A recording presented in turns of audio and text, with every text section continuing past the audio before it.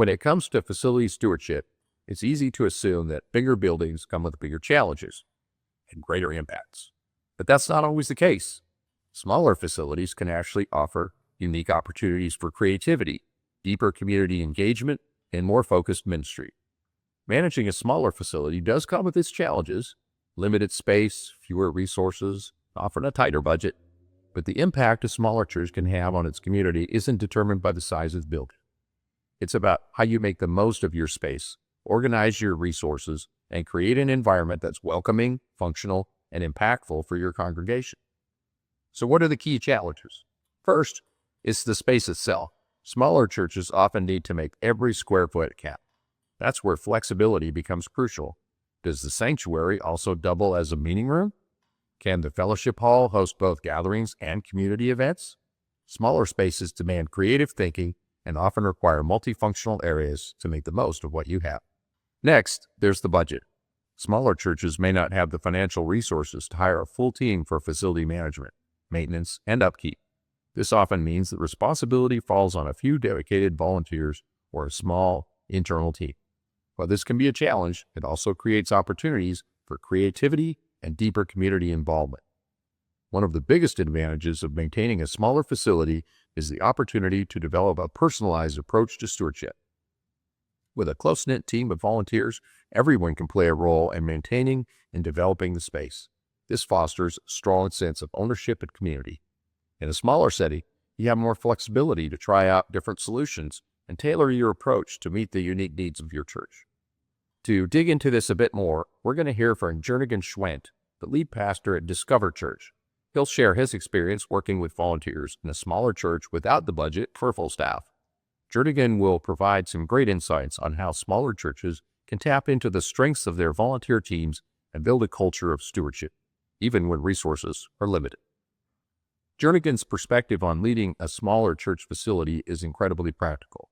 He'll discuss how to work with your resources and how to build a culture where volunteers are empowered to take ownership of different areas of facility management. We've got incredible volunteers, incredible teams that, they caught the vision, the mission of who we are. They embrace the reality of where we are in the development of the life cycle of our church. And we've got dozens and dozens of people that show up every single Sunday to turn a school into a sanctuary. Sometimes they've got to do a whole lot of work to clean up after the school. And then we've got dozens and dozens of other people who stay late to pack it all back up and put it in a box so that when the school gets there on Monday, if they know that we're there, it's only because it looked better than it did on Friday. Thank you to Jernigan for sharing those insights. As we've heard, working with volunteers in a smaller church is a powerful way to build a strong team, foster a sense of ownership, and ensure the facility is well maintained without requiring a large paid staff. So what about practical, scalable solutions for facilities management in a smaller church? How could church leaders make sure their limited resources are used wisely and effectively? Let's start with maintenance schedules. Even without a dedicated maintenance team, you can still set up a simple, organized schedule for regular tasks like cleaning, inspecting HVAC systems, or checking the roof. There are plenty of online tools that can help you keep track of these tasks, and they don't have to be complicated. You can use something as simple as a spreadsheet or software like eSpace to manage work orders and track tasks. Even for smaller churches, these tools could be scaled to fit both your needs and your budget. eSpace is a great example of a tool that can help any church stay organized regardless of size. It lets you track maintenance schedules, keep a record of repairs, even manage your budget all in one place. And the best part, it's scalable. You don't need a large budget or staff to use it effectively. Another key solution is prioritizing projects. For smaller churches, it's crucial to determine what needs immediate attention and what can be phased in over time. For example, maybe a new roof is a top priority this year, while parking lot repairs could be scheduled for a few months down the road.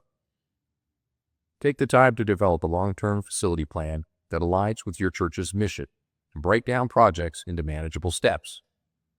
Finally, when it comes to building a culture of stewardship, it's essential to celebrate your volunteers, recognize their hard work, and make sure they know how vital they are to the church's mission, because they truly are. Whether it's through a thank you dinner or publicly acknowledging their contributions, fostering that sense of ownership can make a huge difference in maintaining the facility. Managing a smaller church facility has its challenges. With the right tools, a strong volunteer base, and a focus on practical, scalable solutions, your church facility can effectively support the mission of your ministry, regardless of its size.